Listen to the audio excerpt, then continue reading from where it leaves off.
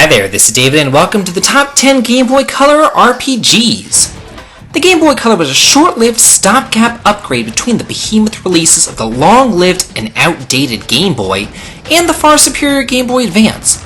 It was only really in full swing production for about 3 years, but that didn't stop the little portable NES from releasing some great classic RPGs. So, without further ado, let's go through the top 10 best RPGs for the Game Boy Color. Number 10, Survival Kids. This is an extremely unique RPG that combines action and survival mechanics splendidly well. The story follows a 10-year-old child, and you can choose your gender at the start of the game, who becomes shipwrecked on a deserted island and is forced to learn how to survive on his or her own. On your journey, you'll encounter ferocious animals, a monkey companion, foodstuffs, as well as a multitude of other items and weapons to help you in the wilderness and to help you fend off the wild animals, which can be quite vicious. While you may feel very alone on the island, the amazing soundtrack is there to help keep you company. There are some devious puzzles as well as diverting minigames. On your journey, you'll stumble across the secrets of the island and even uncover 8 different endings depending on the choices that you make as you play.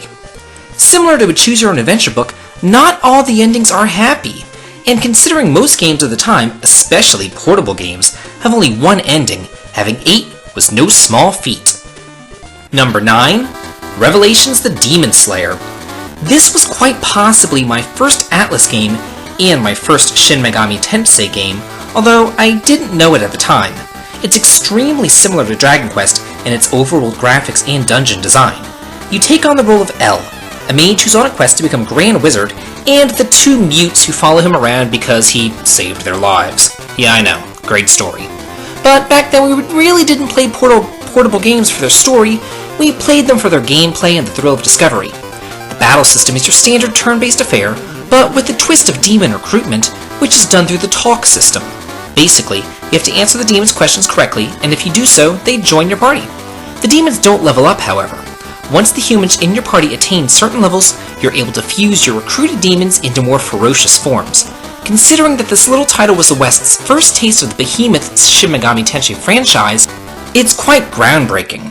Number 8, Magi Nation. This game is a strange bird.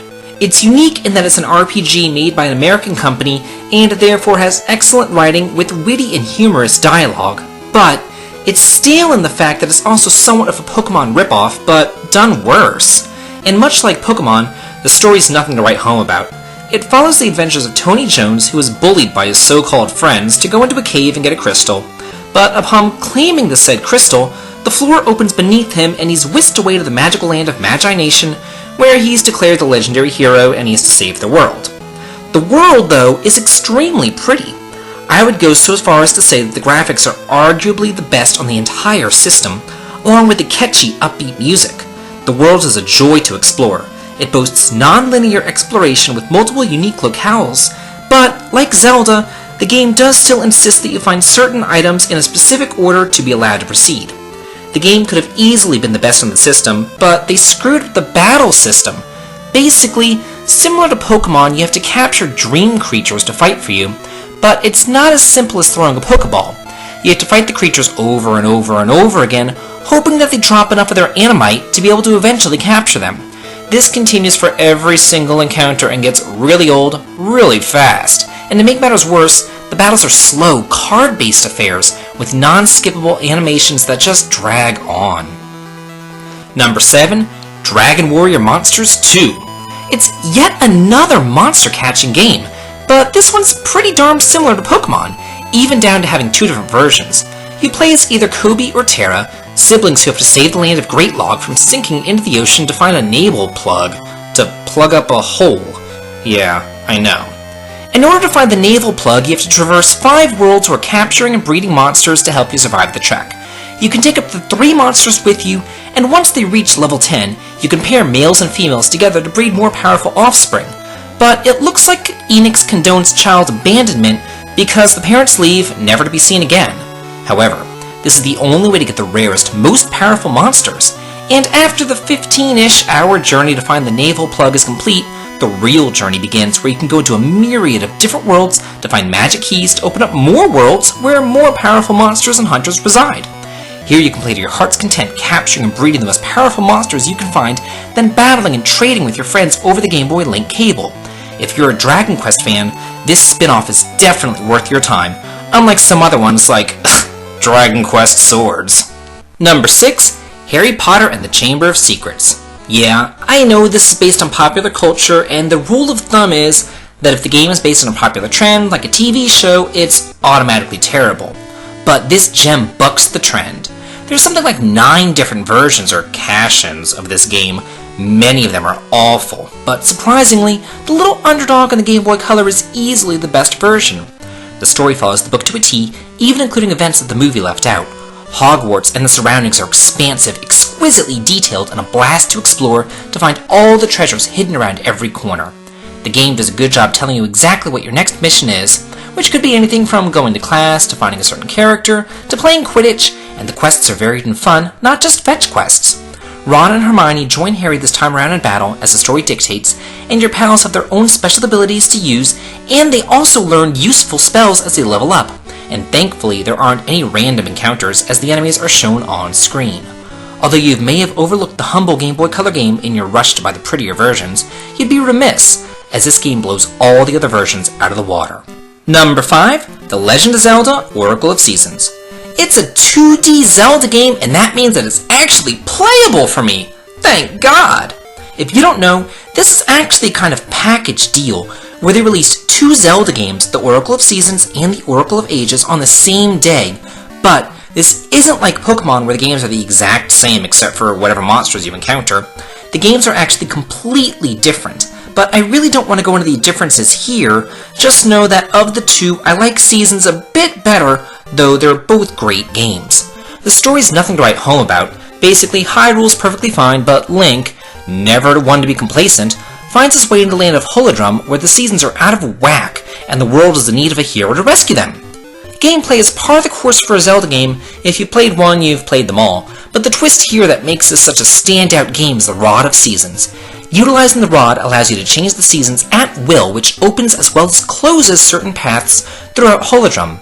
For example, using the winter power may pile up some snow, closing off a path, but it will also freeze some water, which would allow you to cross where you normally wouldn't be able to. This mechanic allows for tons of variety and experimentation in a game, and for a plethora of hidden secrets. But that's not all. Once you complete the game, you're given a password which you can use in the companion Ages game, which allows you to see added storyline as well as an ultimate ending. Number 4. Dragon Quest 1 and 2. It's 2 games bundled together into one package. It's a lot of bang for your buck. Even if you play the NES versions, you owe it to yourself to play these classics again, because this time around, all the bugs have been fixed, and it's been rebalanced as well because it's actually based upon the SNES remakes of these games, which were released only in Japan. There's more items to find, including stat-raising nuts, and the monsters give increased experience and gold, so the entire game has been streamlined for a much faster-paced experience. They're both just as fun as you remember them, and as an added bonus, there's even new cinematic scenes peppered throughout the game. The games we all know and love got an upgrade, and it's high time we played them in English. Number 3. Lufia, The Legend Returns. This is what I consider to be the last great Lufia game. The Sinistrals are back with a vengeance. The storyline, probably the best on the Game Boy Color, is very well fleshed out, and your characters each have a unique backstory and personality. Speaking of characters, there's 9 to recruit, each with their own equipment, sets, magic spells, and special ability. There's no everyone can do everything here. Monsters appear on screen, and the battle system is extremely unique. I don't think that there's really been anything like it before or since, but I'm not going to get into the nitty-gritty of it here. Just know that all 9 members take part in each battle and can fight at the same time, which lends itself extremely well to some very strategic battles. The only drawback I can think of for this classic RPG are the randomly generated dungeons, but everything else is so well done that I can really overlook that minor flaw. Number 2. Pokemon Crystal. Yeah, it's still true, I've never played a single Pokemon game, but it really would be remiss for me to leave this off the list, especially since it inspired all the previous monster-catching RPGs that we've seen. Crystal's a mashup of gold and silver, which introduces a few new quirks, such as choosing to be a boy or a girl, pinpointing routes on the map, Updated graphics, animated Pokemon in battle, and a new storyline which upon completion rewards you with legendary Pokemon. The radio show and telephone systems has been upgraded to be much more interactive and useful, and the battle tower is here to test your skills. A really cool feature that they added was an internal clock which allows for different Pokemon to appear in the same areas based upon whether it's night or day, or even a particular day of the week. This alone gives you reason to play all throughout the year, let alone the monumental task of collecting all 250 Pokemon. Number 1. Dragon Quest III. This is the pinnacle of Game Boy Color RPGs. Just like its predecessor, it's based upon a Japan-only SNES remake, but different from them, it's not just streamlined, it's a whole new experience from the original. There's an entirely new class, new weapons, new minigames, tiny medals to collect, and monster medals to gain access to bonus dungeons.